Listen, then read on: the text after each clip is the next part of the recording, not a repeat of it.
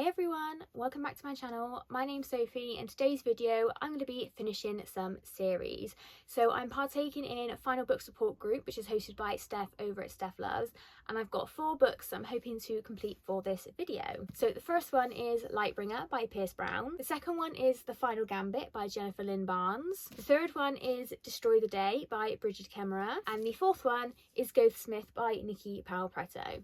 So I'll go into more detail about each book as and when I read them. So I have now started reading Lightbringer by Pierce Brown. I'm about 160 pages into this one. It's quite a chunky one. So this is the 6th book in the Red Rising series. This is the second trilogy. So you've got the first trilogy, which is Red Rising, Golden Sun and Morning Star. I've got a spoiler-filled reading vlog for that, so I'll leave that linked above. And then we've got the second trilogy, which takes place about 10 years after. So in Red Rising, we're following Darrow, who's a red, in a caste system based on colour. So the Reds are at the bottom of the rung. They're basically slaves and have to mine helium-3 so that the planet of Mars can be terraformed. What the Reds don't know, and what Darrow soon finds out, is that actually Mars was terraformed years ago and the Reds are basically kept as slaves. Something tragic happens in Darrow's life and he decides he's going to infiltrate the Golds, which are at the top of the colour caste system. He's going to infiltrate the Golds and take them down from the inside. So that's the first trilogy, and then the second trilogy we're following Darrow again about 10 or 12 years after the first series, and it's about how you may win the sort of rebellion, you know, what happens after the rebellion basically. Does everything work as smoothly as we are led to sort of believe at the end of these books? So yeah, this is the 6th book in the Red Rising series overall, but the third one in the second trilogy. I do believe there's going to be a 7th one, but I don't know if that's starting another trilogy, so I'm going to count this as like the final book in this trilogy at least. So yeah, I'm 160 pages in so far. I'm really enjoying it. I do sometimes find myself getting a bit confused with all the like technological sort of aspects of this series, but I do really enjoy it, and it's really nice being back with like Darrow and Virginia and just seeing what they're up to now. And obviously Darrow gets himself in all sorts of scrapes, even, you know, as an adult. But yeah, I'm really enjoying this one so far. I'm a bit nervous about what's going to happen in this series because he really does know how to write a good series ending that really does hit you emotionally. And yeah, I'm a bit concerned for all our characters. But yeah, so far we're just kind of setting up where everyone is, what everyone's up to, and then I guess we're all going to come together and we'll see what happens, I guess. But yeah, really enjoying this one so far, and I love this series so much. I'd highly recommend. So yeah, I'll check back in with you guys when I've got a bit more to say on this one. Okay, so I've got a bit of a reading update for you guys. I'm currently about 470 pages into Lightbringer by Pierce Brown. So I'm still really enjoying this one. I can't really say too much about the plot because obviously it's the 6th book in the Red Rising series, but we've got a lot of like political maneuverings and betrayals. Like, this is just as dramatic as every other book in this series. It's a Roman inspired world and everyone betrays everyone. You can't trust anyone. It's nice to see that the characters and like the friendships formed in the first trilogy, you know, everyone's grown up, and sometimes friendships that you had when you were younger, maybe you don't quite get along with now, or you've changed, or your goals in life have changed, and that's okay. And I think like Darrow is very driven to be he wants to make the world better, and not that he doesn't care about his family, but like it's almost like his family comes second, whereas like Severo, for example, from the first trilogy, like his family is everything to him and he wants to like love and support Darrow, but there's some things that they've had quite a few fallings out and like they don't seem to be getting on too well because they want different things from life. Severo wants to go home and just be with his family and he's tired of fighting, whereas Darrow like will not stop until the world is a good place. And it's cool to see the contrast of these two characters and how, because they got along so well in the first trilogy, like they've grown up, they've changed, and maybe they just want different things in life now. It's also really cool to see kind of like both sides of the society. In the first trilogy we followed Darrow's perspective. He was obviously a red who was disguised as a gold, and it was about how he took down the society from the inside. Or the second trilogy we have multiple perspectives. So we've got the perspective of Virginia, which is Darrow's wife. We have Lysander. We've got Lyria, who's a red, who was raised in like a red camp, who was promised a better life and wasn't given one by Darrow's world. You know, there's a lot of different perspectives, and it's interesting to see like the gold perspective. Obviously Lysander was in the original trilogy, he was only a child, and it's kind of interesting to see like his side of things. Like, he genuinely doesn't think there's an issue with the colour caste system, and like Cassius is obviously like changed sides quite a few times, and it's just really interesting to see our characters like grow and develop, and maybe not always in a good way, but yeah, it's really interesting to see the gold perspective, because obviously we've only ever really had the red perspective in the first trilogy, so it's cool to see both sides of like the argument, and it really gives you an in-depth view into this world as well. I am really enjoying this one. I've only got about 200 pages left. I have no idea how this is going to end. I do find with Pierce Brown, with the original trilogy, it was like a lot of kind of lead up, and you don't know where it's going to go, and then suddenly it gets resolved in like the very end. Like there's only a very small amount that's kind of given to the ending, or like the final battle kind of thing. So I'm interested to see where this is going to go. I will check back in with you guys when I finish, but yeah, I'm really loving this one so far, and I would still highly recommend this series if you haven't already read it. So I have now finished the first book for this vlog. So I have finished Lightbringer by Pierce Brown. I'm going to give this one a 4 stars, I think. So I did enjoy this installment in the series. However, I was under the impression that this was the final book in this trilogy, and then the 7th book was going to be sort of like unrelated, maybe like set even later on in this sort of timeline. However, this wasn't an ending to a series. We had a lot of the same things in like the 4th and the 5th book in this series.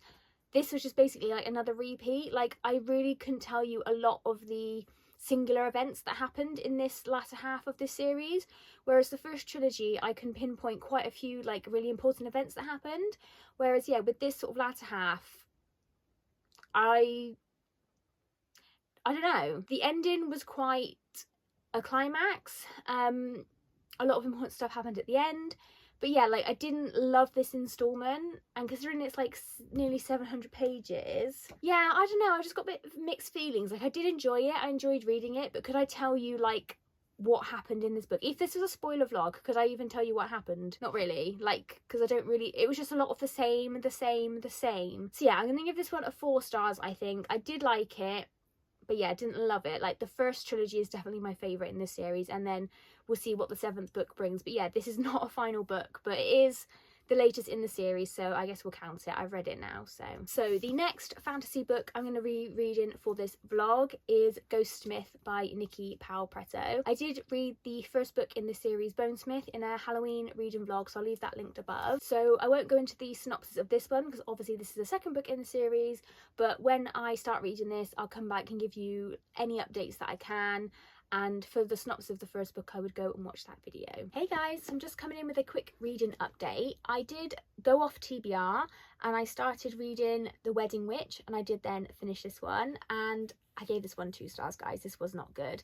So in this one, we're following Bowen and Tamsin. Bowen is Rhys and Wells's brother, and Tamsin we did meet in the second book. Tamsin is a magical artifacts gatherer, and Bowen employs her to gather some artifacts that he wants, and very quickly a romance ensues, and they're put in a situation where a magical artifact somehow sends them back to 1958, where they have to resolve something. They've been sent back for a reason, and they have to work out what that reason is, resolve it, and then get back to the future.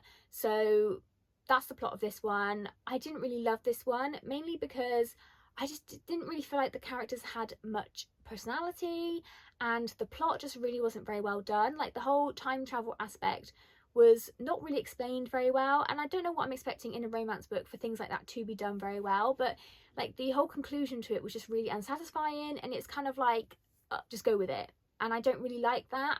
You need to explain to me why this has happened. Like this is only less than 300 pages, so like it's not a long book. She could have added a bit more about the whole time travel aspect and explored that a bit more to make it a bit more satisfying. But yeah, I didn't love this one. 2 stars, but it is a finished romance series, so that's something. So I've got another reading update for you guys. I did speak about this book in my previous clip, and then I watched it back and realised I gave a terrible synopsis of this book, so I'm just going to refilm it. I have started and finished reading Ghostsmith by Nikki Powell-Preto. So this one is the second and final book in the House of the Dead duology, and in this series we follow 3 main characters, Ren, Julian and Leopold, or Leo.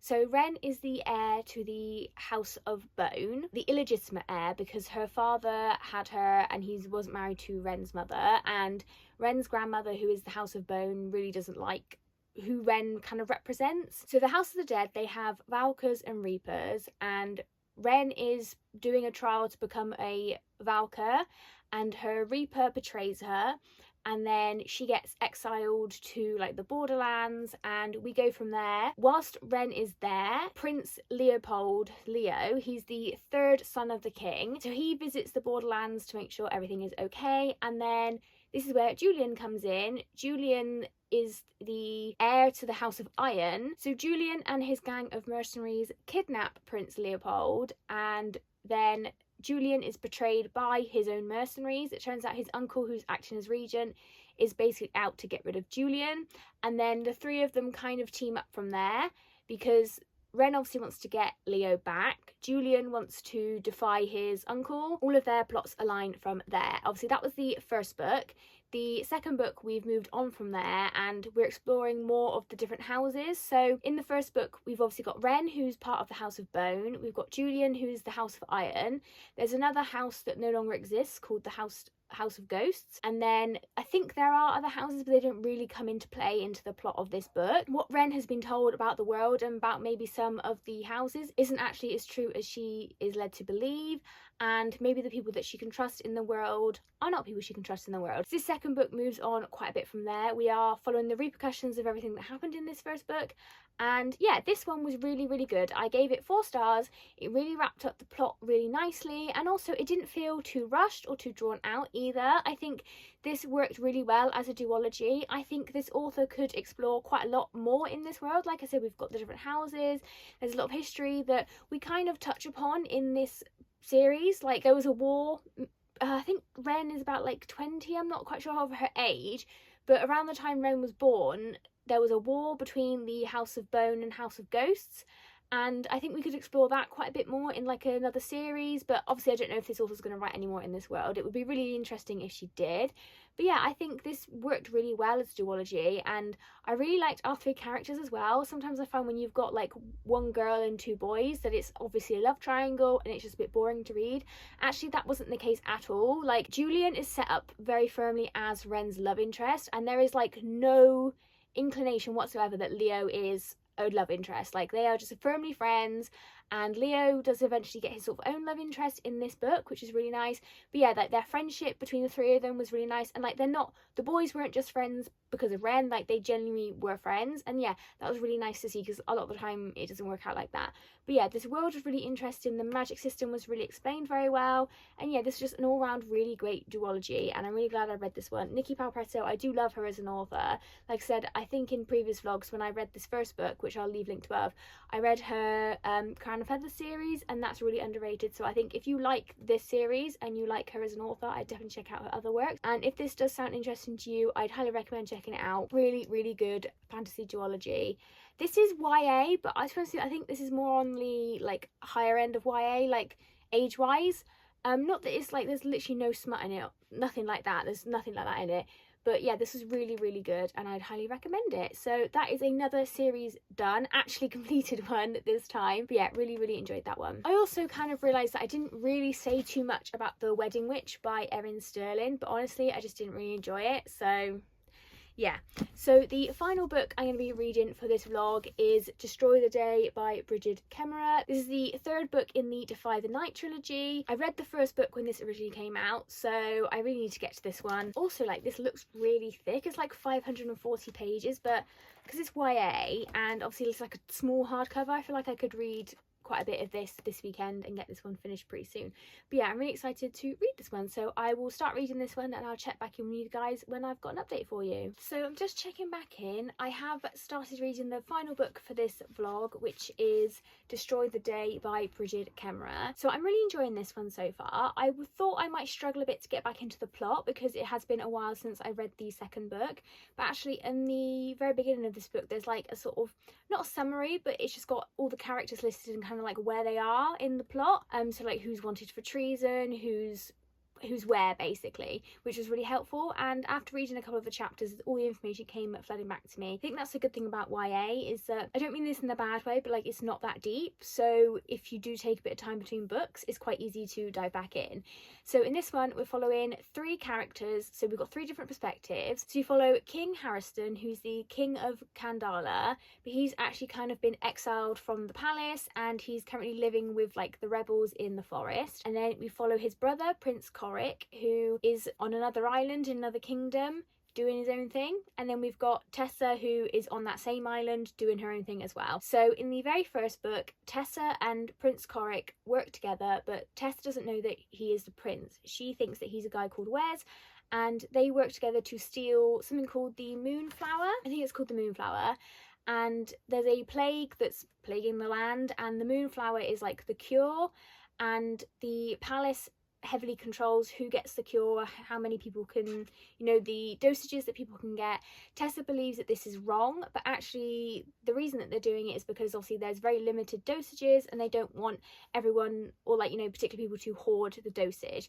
That's the first book, and we go from there. In this book, we've moved on from that quite a bit. The plague is still quite an important plot point, but we've also got like rebellion in the kingdom, and we're also expanding the world a bit, and we're exploring like other kingdoms that surround the kingdom of Kandala. And, you know, are these people enemies? Are the history that has been portrayed between the 2 or 3, 4, 5 kingdoms, is the history that's being taught actually what happened? And yeah, I'm really enjoying this one so far. It's a really quick, easy read. This is like over 500 pages, but I've already read like 200 pages in a couple of hours, so I don't think I'll have any problem finishing this one either tonight or tomorrow night. But yeah, really enjoying this one so far. I will say that this isn't my favourite series by Brigid Kemmerer. I do much prefer her Curse So Dark and Lonely series, but I think my issue is with series nowadays is that, especially with Fairy Loot ones, which I don't get anymore, when I get them I read them straight away, and then because I have to wait ages for the second book or the third book, I really struggle to remember what's going on. And I think the other day I listed all the series I'm currently in the middle of, or I've got 1 book left of, but basically every series I've got ongoing, and there was a lot, like a lot. I'm actually quite embarrassed by how many. So I think my main goal for this year is to just finish all the series, and if I am going to start a series, read the books close together. I mean, if they're not published, that's obviously impossible, but maybe I should be waiting until like the second book comes out, and then I can read the second and the first and second book, you know, just before the third one comes out, and then all the information's fresh in my head. I do find that when I do that, I do enjoy the series a lot more because the information is still fresh in my head. So yeah, I think that's a bit of like a goal for this year, is to just stop starting loads of series and just bloody finish them. But yeah, I am enjoying this one so far. Went off with a bit of tangent there. And yeah, I'll check back in with you guys when I've got a bit more to say. Like, I haven't really say much about the plot of these books because like they're like the final books in series, and I don't want to spoil what's going on. But yeah, I am enjoying this one so far. Hey guys, so I'm just coming in to wrap this reading vlog up. I did indeed finish reading Destroy the Day by Brigid Kemmerer. This is the final book in the Defy the Night trilogy, and I'm going to give this one 3 stars. It was good, it was okay, but I think I'm kind of done with YA fantasy now. This was a little bit disappointing. I think maybe if I reread the first one now, I wouldn't enjoy it as much, but I remember really enjoying the first one, and I do really enjoy Brigid Kemmerer's writing style and her stories and her world. For me, this one is 541 pages, and most of the action sort of like happens here. Like, the rest of it is just nothing, and I think so much could have been cut out of this book. It could have been trimmed right down. I don't think this needed to be a trilogy. I felt that the second book definitely suffered with like middle book syndrome, so this could have been a duology and a lot cut out. I thought that the ending was quite unsatisfying as well, and like, I have an issue with endings. Like, I really struggled to find the perfect one. I think they either aren't long enough, like we don't explore the ending as well as we could, or we explore it too much. And this ending, like, sort of, I'm not going to spoil it. The final battle, as we'll say, it wasn't really a battle, but like the final battle in every fantasy series, like, you're building up to it, and it was over really quickly, and then we're just 50 pages of just like not a lot at the end. And like, it was kind of interesting to see what happens after, but also it went on for too long. And yeah, this was, I didn't love this one. So I think if you enjoy YA fantasy, you've probably enjoyed this series. I definitely prefer her Curse So Dark and Lonely series. I don't know if I've read that now, I would enjoy it as much. But yeah, this is another series done at least. But yeah, this one is a 3 star. So to wrap up this reading vlog, we read Lightbringer, which I gave 4 stars. I read The Wedding Witch, which I gave 2 stars. I read Ghostsmith, which I gave 4 stars, and Destroy the Day, which I gave 3 stars. So a bit of a mixed bag, this one. But either way, we've wrapped some series up. So that's going to be it for this week's video. I really hope you enjoyed. Comment down below if you've read any of these books and let me know what you think. Please remember to like this video if you've enjoyed it and subscribe for more bookish content. And I'll see you in the next one, guys. Bye!